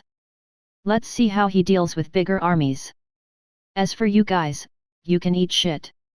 He was the head of the third biggest mercenary group, baron makers. Sandro was a lean mean who was proficient at poison and traps. The same was true for baron makers, which included all the types of unorthodox men. Joss sighed and thought, it seems they have their internal problems as well from the way they are competing with Liam. This Liam is quite cunning to have already back off to Greedos. It seems he already anticipated this attack. I guess I can't make them reconcile their differences and share the pie because of the competition. Just a dog-eat-dog world of mercenaries. I guess I should try banding other smaller groups and resist Count John's army. Bells of war have already been rung. I guess the arrival of the royal army has improved their spirits. Wilkins and Sandro left laughing as they rejoiced the misfortune of Goldrush mercenaries who were pounded just today. Jim was furious as he read the report and took a look at the 3 deadbeat men who were barely able to escape the battlefield. He roared and asked his men in anger, "What the fuck happened? How did we lose 800 plus men in a single day, and why were only 3 of you able to escape? What happened to others? Was there a big army of 3,000 men? Why wasn't I informed about this earlier? Which mercenaries have started to target us? I guess it might be Hell's Playground who might have targeted us for grabbing up their areas." One of the men from Goldrush mercenaries spoke at their base in northwest of Dolores. "No, it was only small groups of 50 to 200 people, I think they had around 1,000 men. It was Count John's men. It was being headed by someone known as the ever-burning Anik. One of the guys who escaped the first assault told us that their general is very powerful, he literally played with the commander when the battle was going on. From the looks of it, they are targeting us for our collaboration with Prince Hector in the incident related to Greenwood's village. But the situation is serious, it seems they are even targeting our men inside the borders of Duke Norman and Baron Mendez. What do we do, sir? We are only safe here as we fall under Prince Hector's region as he has the ballistas." Jim tossed a wine glass as he heard about John. Fuck, it was that Count again. And I was getting happy at the fact that the royal army was arriving here. I even intended to greet General Irwin. Who the fuck is this guy called Anik? Why haven't I heard about him? I thought they were led by that hunter named Jay. Jim's subordinate spoke gravel. I speculate that he is someone from the Ghosts division who has joined them recently after the previous attack. There are no previous records on this guy. And this is also the reason for the heavy military movement around their borders as they planned for this mission. All the mercenaries that he has targeted till now were all killed by him, only their 3 were able to escape in the first battle. The glorious explorers too lost all of the 3 companies in the south together when they fought against them. Meanwhile, Hell's Playground hasn't even shown up at the southern borders. It looks like Liam predicted this sort of shit show. Jim spoke gravely as he heard the report. This Anik seems bad news to us, only 3 guys being able to escape his first battle. What is his history? We need to talk with glorious explorers. As for Liam, he can play sitting ducks all day around. That guy most likely saved his ass along with the loot. He was the one who looted the most these few days. Come, let's meet Irwin for now. We will think of a strategy later on. Duke Fjord is anyway open to a collaboration with Prince Hector. Prince Hector wants the royal family to be involved, which is good for both of us, but for looting, well, we can't have it both ways. We don't have to worry here since Prince Hector has ballistas over here and more are incoming anyway. Vlad sighed as he looked at John leading his army back to the border. It seems it has finally started. How do I ask him of such a request when he is leaving for such a mission? Melanie asked him as she heard his defeated tone. What's your problem? You are sighing for the whole damn day. Vlad sighed and spoke. Well, Duke Friedrich wants me to bring John to the Fire Abyss Kingdom. He wants to meet him. He was quite surprised by John's courageous stance against the Elias family and wanted to see him in person. Melanie sensed crisis as soon as she heard Vlad. Something is fishy, as far as I know, Friedreich, if he wants to meet him, he will come here without worrying about anything. Him inviting John via you doesn't add up. If it was a formal meeting he would have directly written a letter to John. From what I know, he only writes you letter when he wants you to do his dirty deeds. She thought after hearing him, maybe I would have to use my ultimate trick. Yes, I can't let my disciple go in the hands of that daughter-loving guy over some petty morals. Yes, John will understand. Vlad too nodded and spoke, yes, I too felt something fishy about this. While Mistress Diana seemed quite happy after reading the letter. This was probably the first time I couldn't understand the context of the letter. Melanie was alarmed and thought, now I am sure. Friedreich is simply ashamed since he is targeting your disciple. Now just wait for me to use my ultimate trick. If the rice is cooked no one can undo it. That Friedreich will become a big obstacle for me if I am not fast. Melanie replied with a smile, nah, you are overthinking. Well, what do you think will happen to John's army or those mercenaries? Vlad smiled and laughed, a riot I guess. We don't need to worry about them. Those 20 ghosts were personally trained by me when I was training Jake. Currently, John is simply a predator among a flock of sheep currently. Add to that those new armors and tools which have increased the chances of survival and intensity of attacks against their enemies, so the result is a no-brainer unless something major happens. Ah yes, I forgot that he has also learned that monstrous ability. Space teleportation, so I am not worried about him. Melanie was surprised as she heard him, whoa, seriously? Isn't it pretty hard to master it? I heard that even the talented men took at least 15 years just to learn the basics of space teleportation. Vlad smiled and spoke proudly of his choice, yes, well as I said, he is a monster and that is the reason why I chose him as my disciple. The royal family would be raging right now if they knew about his personal strength and his domain's strength. It's good that not a lot of people know about his identity as Anik, including my mistress. Melanie thought about her previous encounter with Eva and Diana and asked him, speaking of your mistress, I think she is mingling a lot with my granddaughter and those other brats. Melanie thought, that Demonis is surely trying butter up with me so that she grab my disciple. Vlad furrowed his brows as he heard Melanie rebuking her mistress and spoke, it's your granddaughter and those brats who are trying to mingle a lot with my mistress, not the other way around.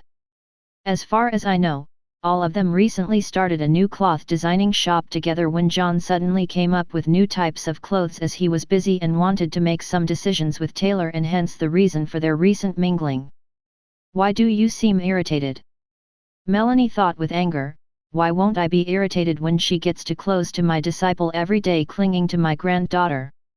Melanie sighed and didn't bother to nag and asked an important question, what about Gray?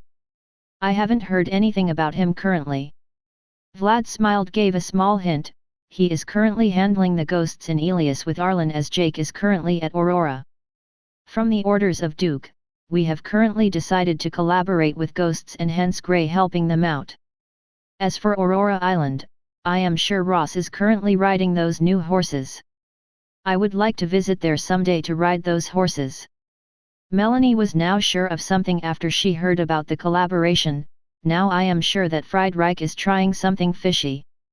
From what I know, that guy isn't this generous unless it is for her daughter. I better act fast, while that cunning Lukov simply isn't responding to my letters these days anyway. I have to take the matters in my hands. Lukov sneezed suddenly as he was handling some documents in the Western Imperial Castle. Who is remembering me suddenly? Must be that damned old man cursing me as always. Chapter 189. The same day, after a few hours, the royal family's new policies were announced, which immediately created panic among people in the whole kingdom.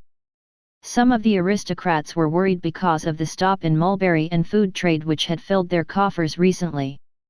One of the marquis from the northern domain fumed as he recently had good profits for trade with North Frontier City, WTF? What are these bullshit orders from Imperial capital? We never had such sanctions even at the height of war when Duke Blackwolf and Duke Sapphire were fighting 5 years ago. Don't they understand the consequences of such a ban?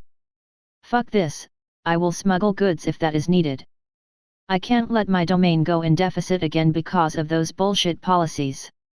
I was already under immense loans from Duke Norman and finally it has been settled this quarter. I can't let that situation happen ever again. It seems I need to contact those ghosts for solutions. I am sure the king has targeted the count because of the popularity of those new wines and a decline in sales of royal wines which has directly affected his interests. I need to immediately contact Casey and others who benefit directly with trade from Count John's domain. Marquis Rousseau called his attendants and prepared to leave for Casey's domain. Hans, prepare a carriage to Count Casey's domain. At North Frontier City there was a bigger panic among the common populace after hearing about the new sanctions. One of the guys spoke. What the fuck is this? A ban on export and import food and all the important necessities because of inflation created by our constant buying? This reason is clearly bull from the Imperial courtiers. They are clearly targeting the common populace. And what is this deployment of 20,000 army men for keeping a watch on mercenaries? Those nobles and the royal family are clearly in bed with each other and eyeing us like hungry wolves. One of the young officials who were present laid out what was in his heart for a long time. Humph, yes, those mercenaries have a base at Mendez's domain. They expect me to believe them that their army is here to prevent previous incidents like the one at Greenwood's village while they don't know about those bases? Humph, they are in for a rude awakening.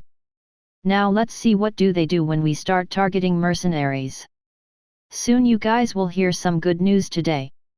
This time a specialist is going to take care of our borders. The borders will not be a problem anymore. Currently, the main problem is the ban on food. Well, it can still be smuggled if we offer a good amount for it to professional smugglers. I think Lord and his courtiers have already planned for it with the arrival of elves here. Just recently External Minister of Ionanoer Kingdom, Mr. Allison used nature magic in some parts of our farms. This time the harvests will be huge for sure. One of the old men spoke gravely. However, the most worrying thing is the ban on the trade of food since we don't have a port as well as the blockade of land routes. This is very worrying. They are blatantly eyeing North Frontier City as we are small. I hope the harvest this time is better as predicted. This sanction will most likely force Lord to invade Eastern Port and this could very likely be a powder keg for the whole region. One of the older officials came and spoke. You guys shouldn't worry about food that much since we already planned for such a situation. Lord already took precautions when he was on a buying spree for the past few months. So don't create unnecessary panic. The older official then moved his eyes to the younger official as he heard his gossip. As for you, don't create unwanted panic. As an official, you and others should have trust in our policies. Higher UPS have already expected such a situation from the time we revealed our ballistas, so we are already prepared. From the next harvest onwards we don't need to worry as plans are already prepared at Aurora. A lot of slaves have moved recently which was not noticed by you guys. You might not know a lot of things which we have prepared against every party this time around. He smiled and for the first time revealed about the existence of Aurora in public, but none of them understood. He left without clearing their doubts. The younger official remembered about something as he heard his superior. I do remember some slaves and commoners moving to the port previously. I guess can't understand when he is speaking in circles. Taylor smiled as he heard of the official sanctions and the arrival of General Irwin. It seems they wanted to wait before their army reached our borders. It's all good, from now on we will lay our cards bare to everyone. They will be forced to make peace with us or perish with their dreams of invading us. Let's see how they face our ballistas. Taylor immediately called Bill and gave him orders. Bill, immediately announce our appointment of General Anik at the administrative HQs and also to the black and white publishers. Further, announce our start of operations against the mercenaries to calm the merchants and the populace. They will be quite happy with this news. Also, call Mr. Gray for a meeting as I want to discuss some important matters with him. Don't forget to bring the report on spies and their activities. Bill nodded. Okay, sir. Bill was quite happy these days because of his promotion. After an hour, Gray came at the exact appointed time. Gray spoke in a grave tone as he was currently monitoring the city for suspicious individuals. I hope this is a serious talk. Taylor nodded and made him have a seat. Of course, Gray, I will get straight to the topic. I want to know if you can get in contact with mercenaries. I would like to offer them a deal. Gray thought about a few of his spies and spoke, well, I can get in contact with them from our spies, but I need something concrete if we expect to reach a good deal with them. Taylor nodded and laid out his plans in open. I want to offer them a deal for smuggling of food from other domains to our domain for the next 2 months. I am sure a lot of those mercenaries have lost a lot in the past month and want to recover their losses. We will be offering them 5 times more for the food they smuggle. Though we are not in a shortage and will not be in shortage of food because of our precautionary measures. Lord had made these plans in case of such a situation. The plan is to basically create an illusion to the outsiders that we need food because of the increasing population that would in turn make the aristocrats and mercenaries enemies of each other when the nobles start attacking them for their betrayal for taking our contract. An internal conflict via the use of money would be less expensive for us in terms of manpower. Gray smiled and thought, Lord is quite a cunning man to have thought this. This seems like a good deal for both sides. The very mercenaries that King and other guys harbor can come to our benefit as well when they are in deep losses. This can also help us get important info on the movements of our enemies. Okay, I too agree with this plan. I will try to contact my spies today itself and try to make a deal with them. Taylor gave Gray a stamped document and a token before he left. Okay, take this decree and token as proof that Lord intends to do this deal. Has the Lord returned yet from the operation? Gray nodded as he got the information from his spies near the border. Yes, they are 5 kilometers away from the city. They might be returning at any moment. From their behavior, it looks like it was a great success with no to few casualties. Taylor nodded and immediately got to work after hearing of Lord's arrival. Okay, you can go back. I need to make my preparations. After some hours. Finally Gray was able to reach one of the mercenary heads. Near a shed at the borders of North Frontier City and Dolores. Gray sighed as he came with his men and entered the shed. Well, this meeting is still better than nothing. I never expected him to meet us so early. Gray passed his orders before entering. You guys be on a lookout. Keep your masks on so no one identifies you. Yes, sir. There were some men meeting. Gray asked the guy sitting next to the table, so what do you think about our offer? Liam sipped his wine as he spoke in a relaxed manner. Well, I am ready to work with you guys on a condition that I can get access to your armors and that mulberry cement. Of course, I am not asking for formulas, I simply want to buy them if possible. I would also want ballistas. I sort of understand why you guys are doing this, but this deal is too good to be refused, and making a connection with Lord John would be worthwhile for future deals. Lord John has interested me a lot since his entrance in the aristocratic world, and hence my interest in dealing with him. Gray understood his thought process and asked him, okay, that won't be a problem. I am just wondering, why do you want to work with us? I think you might already know that most of the big mercenary groups have rejected us. Liam smiled and spoke as he drank wine. Well, who refuses easy money for such a profit? As for another reason? My instincts say so, just my instincts. A few days saved the asses of my men today. I heard your new general killed all the mercenaries, and that guy doesn't seem good news to me. And Count John is not someone who would take easy-going decisions on such matters. Gray smiled and left after concluding the meeting. Okay, I will communicate your request and try to reach a deal. However, I don't think we will give you access to our ballistas. Just as Gray was leaving, Liam advised him, it's okay, just a piece of advice, don't try communicating with others as you won't succeed. The head of Glorious Explorers has already collaborated with other small mercenary groups and might have laid out your plans in open. While Commander Irwin of the royal family has just reached the northern barracks from what I know. They most likely know your plan of pitting mercenaries against the nobles. Your biggest mistake was that you forgot that a lot of mercenary groups are funded by aristocrats themselves, and hence your plan will fail. Only we are the ones who are not funded by them. It was started from scratch by me, and of course for personal reasons. As usual, Gray nodded and left with his men in a disguise. Gray thought and left, this guy most likely wants to eat the food market all for himself. I can still try to contact other mercenaries. Ed worriedly asked Liam after everyone else left, "Boss, won't it be problematic with Radiant Church if we smuggle food for them?"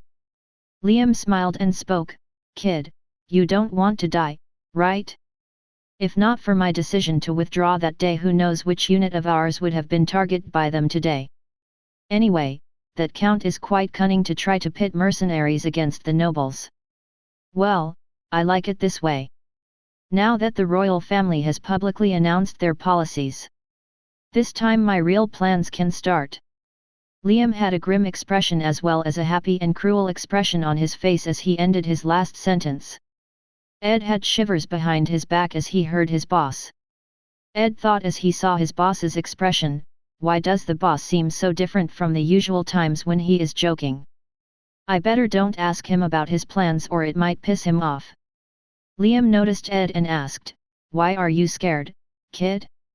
Go and train with other guys." Ed answered instinctively, "Nothing, yes, I better get going and start my training for today, boss." Liam thought as Ed left, "I guess I lost control of my emotions. This kid probably got scared." Chapter 190. After the operation, Marsh and others were left at the borders. Marsh thought as John and others left, "Commander Anik is quite good as a tactician, however he is quite ruthless. Well, I still won't pity those guys of Gold Rush mercenaries after that taste. However, he is bad for my taste." Jeb the subordinate laughed as he nodded and spoke, "Well, anyone can understand after what happened to Greenwood's village. I think he doesn't want a repeat of Greenwood's village and hence his actions. And part of the reason for him being a good tactician is that his subordinates are quite good at tracking mercenaries while they also have the benefit of using those telescopes. However, I think that Captain Arlen too was a capable enough commander with his skills, judgment, and combat abilities." Amber was in a good mood as heard their gossip and butted in, "I think Commander Anik is cool enough. In my first duel with Commander, I got an important lesson which was quite useful against enemy commanders today. Captain Arlen, I feel he and his subordinates too are very strong from the aura they possess. I think I can only beat 6 to 7 of them, but they were completely subservient to General Anik. I think we don't even know the real abilities of General Anik. He was basically playing at the battlefield. As for those mercenaries, I don't think you should pity those criminals. They are just a sore tumor to the people leading normal lives. I hope Commander Anik leads us frequently. There are fewer restrictions under him compared to you, Captain or Minister J." Amber laughed as he left for his quarters. Marsh and Jeb sighed as they too left for preparations for the next day. Diana, Eva, and others were looking for John in his palace previously and now at the administrative headquarters. They currently wanted John's consultations regarding their new cloth line which was previously designed by John. Diana asked Taylor as they headed into his office, "Hey Taylor, where is John today? I can't see him around in his office, has he gone somewhere else?" Taylor was in a dilemma as he waited a bit, smiled and made up a lie, "I think Lord may be training with Lord Vlad or Melanie. Or he might be with the Rose Medical Department." Eva had sharp eyes and asked in a sharp tone after hearing some hesitance in Taylor's tone, "How come you aren't sure about his schedule today? Normally he would always plan ahead and make his schedule, and now what you are saying is unlike John's normal behavior." After getting caught, Taylor tried to make up an excuse, "You see, even Lord is sometimes carefree.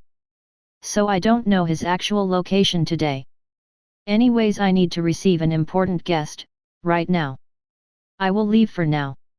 He left without giving an explanation as he knew that he would get caught if he spoke more. After some time, John arrived with his small entourage inside the city as he left the remaining forces at border. Mayor Sam was the one who greeted him first. John didn't wait as he immediately headed for his office in the administrative headquarters after giving some information to Mayor Sam. John nodded and gave his orders before he left. "I hope you had a good day, Mayor. Let me know if you face any problems. You can announce the results of this operation to the people." One of the commoners asked, "Who is this man that is getting such treatment from Mayor Sam?" Mayor Sam isn't even offended with how that guy immediately headed off. "Who is he? It seems like he is in a hurry." Another old man spoke, looking at the entourage. "I am guessing he is our new general, Anik Everburning from the Ghosts Division. I heard the officers speaking about the appointment of a new general." Looking at the other guy with big ears, "I think he is the elf, Arlen from the same division. Today, I heard at the administrative HQs that they have immediately started operations against the mercenaries.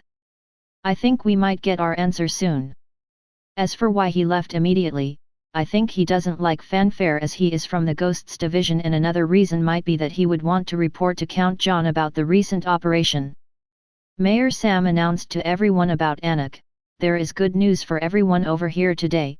Meet our new general, the ever-burning Anik, who has joined the army, just the Ghost Division. Today the army started their operations against mercenaries on the orders of our lord, looking at the grave situation which affected Greenwood Village. Lord Anik and his men obliterated 16 companies of Gold Rush mercenaries who were responsible for the massacre at Greenwood Village. In this assault, we didn't lose any men, which itself shows the prowess of our army in general. From now, there will be fewer problems of bandits at our borders with the presence of General Anik, as they will be actively cleaning them up. As for why he is wearing a mask, it's his usual habit from his days at Ghosts.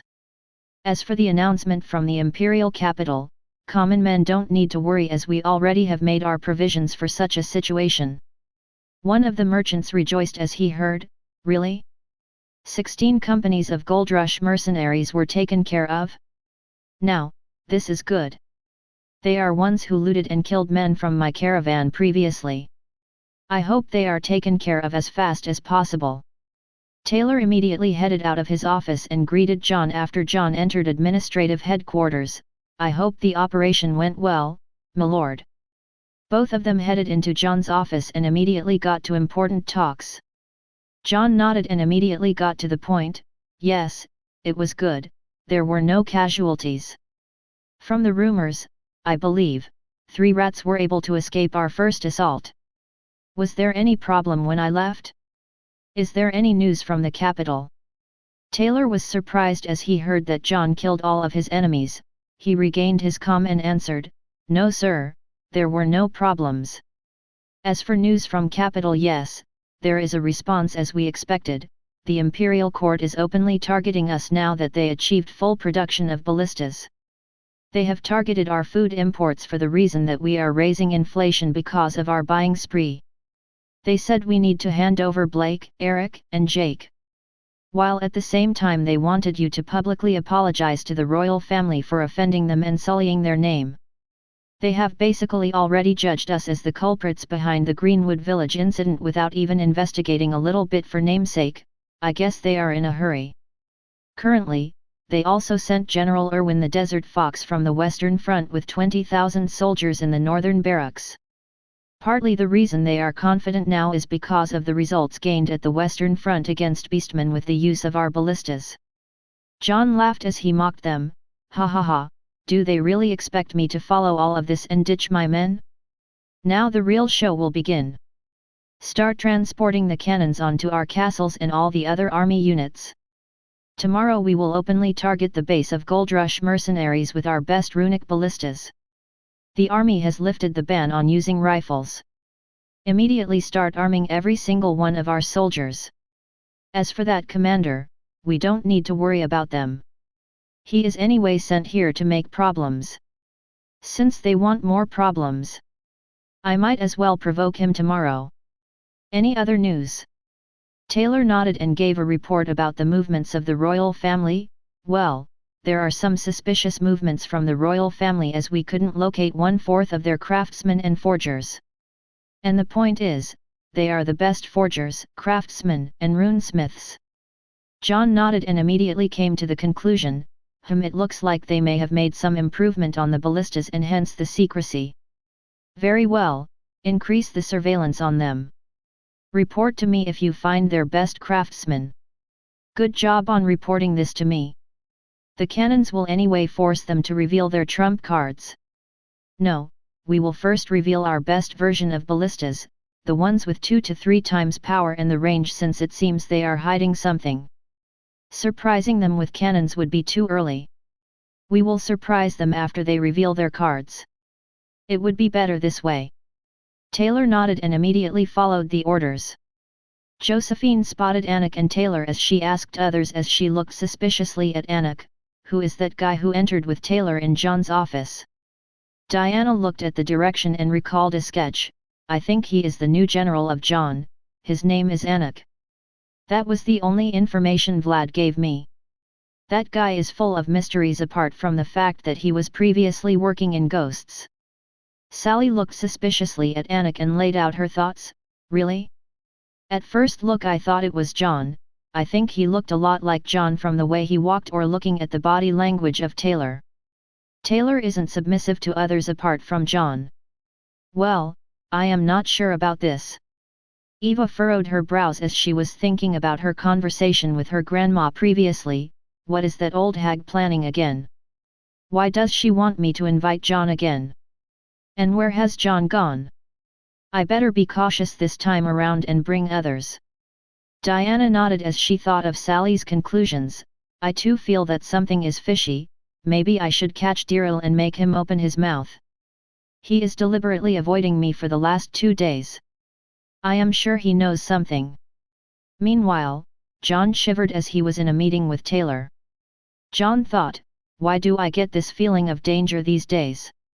I hope it isn't some black magic of my enemies." Taylor asked John after watching the weird behavior, "What happened, Lord?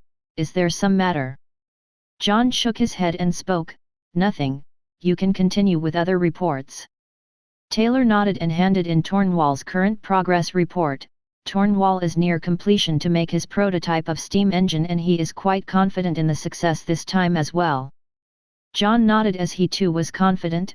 Okay, tell him to proceed with the mass production of steam engines as soon as possible, we will be using them in ships to power them as well. Tell him, he can experiment with other materials as well to make new products and see the differences. Meanwhile, we will start clearing the northern forest with cannons from tomorrow onwards. Make sure none of the commoners come in the areas. Let Jay handle that operation. Arlen and Marsh will be at borders." "Okay, m'lord." Melanie gave a letter to her subordinate which she got from her institute. "Make sure this letter is addressed to Duke Friedreich. It should reach within a day. Use the magic telegram. Here are 20 gold coins." Melanie thought, "That guy dares eye my grandson-in-law. He can't do anything after my plan succeeds. I will love to see his face after the success of my plan." Dwight meanwhile sincerely tried his best to convince Melanie, "Grandma, can I read your books? Please? I will deliver this letter without fail." Melanie smiled and thought, this brat thinks that I don't know why he came. Very well, let him continue his futile efforts." Melanie laughed as she answered, "Okay, make sure to deliver this letter. I will let you have access to my books." Dwight smiled as he took the letter and headed to deliver it via the spies. "Now this is good news. I am sure Minister Plato will be pleased." Well, Grandma Melanie is behaving quite suspiciously these days even after such a big achievement. Anyway, who cares?